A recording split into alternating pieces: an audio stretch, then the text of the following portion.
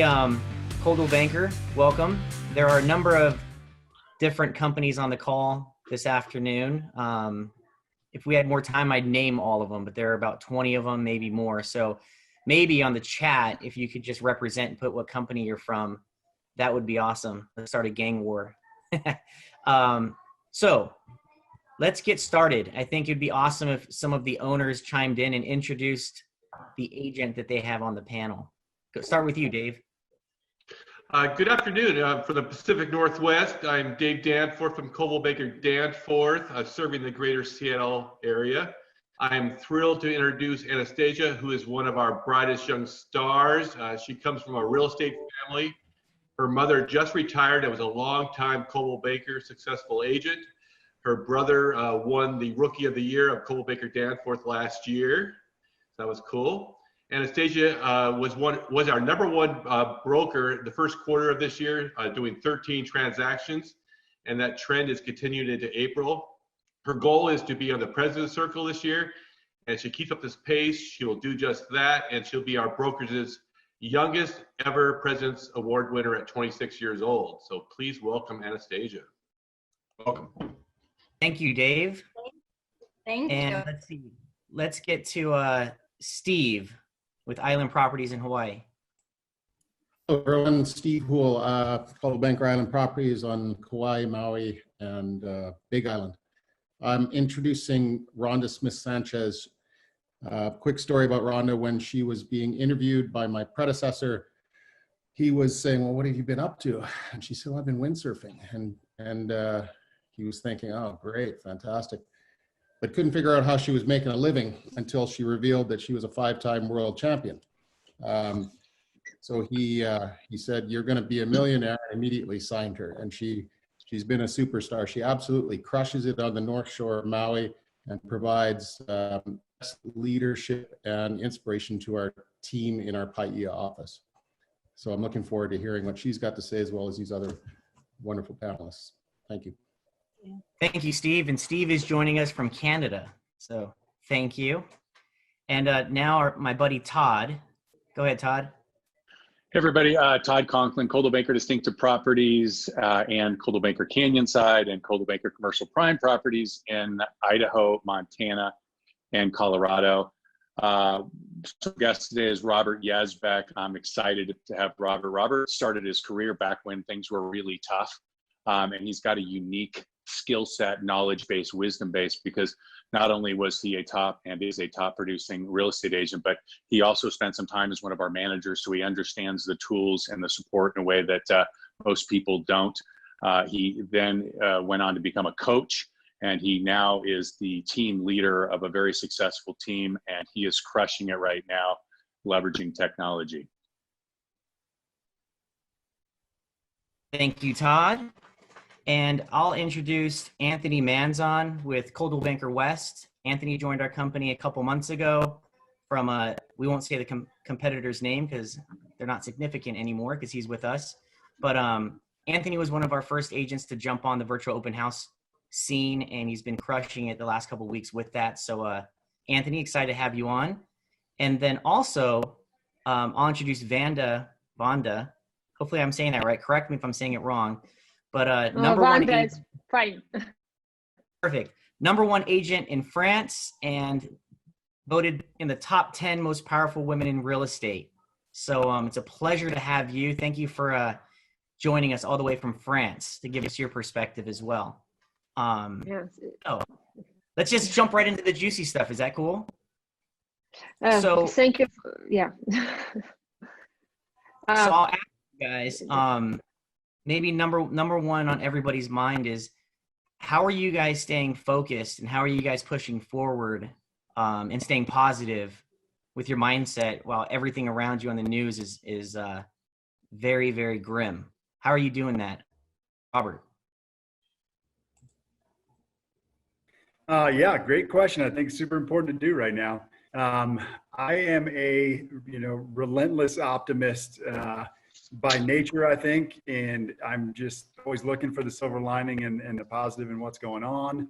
Obviously a little more difficult now than normal, but I think, one of the things that's helped me is focusing on the opportunities that are there, you know, both in business and in personal growth right now, that are being presented by this situation that we're in. And of course, taking my meds, meditation, exercise, diet, and sleep, super important, I think. And also focusing on, you know, morning routine, you know, silence, you know, gratitudes, affirmations, visualization, that kind of stuff, I think is really more important than ever. And yeah, I've been going a little bit deeper on that kind of thing, and focusing on serving people, you know, serving our clients, serving our communities, being of value, and you know, being of service helps me keep my head straight as well.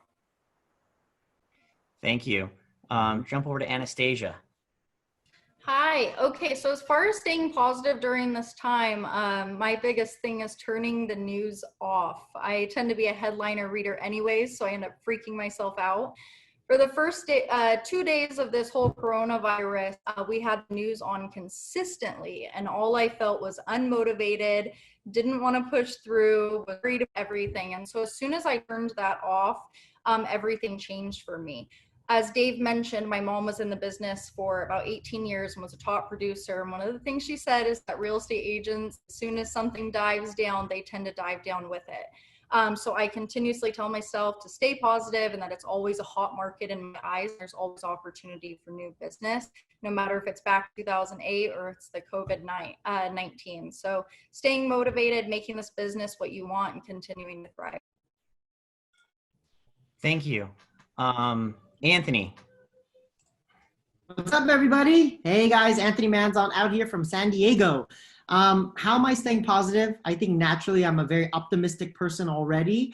However, I've come to realize that, you know, as people, I think we all start out young being very optimistic. However, through our training and conditioning and how we grow up, trains us to be more pessimistic and not positive. And so I think the first thing you have to do is identify, are you a positive person looking for opportunity, or are you more on the skeptical side? And the fear is what pushes you forward. So there's no right or wrong answer. You just have to decide which is the one that's going to push you forward. Sometimes being more, let's say, skeptical will push you forward as well, because the fear of going back to what you were before, or not having a job, or not being able to pay your mortgage, is going to propel you forward. So for me, I'm motivated by optimism. So to do that, I say my affirmations every day. And then also too, you have to retrain yourself, and I catch myself when I am having negative thoughts. So I attach a physical attachment. So whenever I catch myself speaking negatively to myself or my thoughts, I have a physical action. And what it used to be for many years is I'd have a rubber band on my bracelet on my wrist, and every time I would say something negative or catch myself, I would switch it to the other side. And that simple, small activity, you'd catch yourself and realize how many negative thoughts you actually have throughout the day. And that physical action allows you to catch yourself and then change your thought pattern to have a more optimistic, positive outcome. So to me, it's more about conditioning and retraining yourself, and just got to be consistent every single day. Thank you, Anthony. How about out in Hawaii, Rhonda? Sure. Hi. Well, I tried to apply all the positivity and everything, but I found that I can't be the expert is the thing I figured out. I figured out in the very beginning, like Anastasia, turn off the TV, because my clients were asking me questions I couldn't answer. And as soon as I figured out that I didn't have to be the expert, and I then had to walk day by day, and then I found out I had to go kind of half day by half day. And then I found out, as our numbers started to change and our daily changes started to happen, I had to go hour by hour. And I know what keeps me motivated, and I had to stay connected to that. And I'm a person that gets my satisfaction by being productive, and that makes me productive for my clients. And so I jumped into the Back at You program that Coldwell Banker just put out. And I just completely learned how to do a website. I completely started changing. I mean, I had contacts everywhere. I had them at Zap. I had them in Constant Contact. And I just started teaching myself how to just move everything over to this new program, which before COVID, I wasn't going to do because it seemed like too big of a project. So I had to create success for myself so that I could then continue to communicate with my clients. Love it. Thank you. Okay, Vonda, how about you out in Europe? You're a couple weeks ahead of us in this whole crisis. So can you share with us, I guess, a little bit deeper on your experience out there?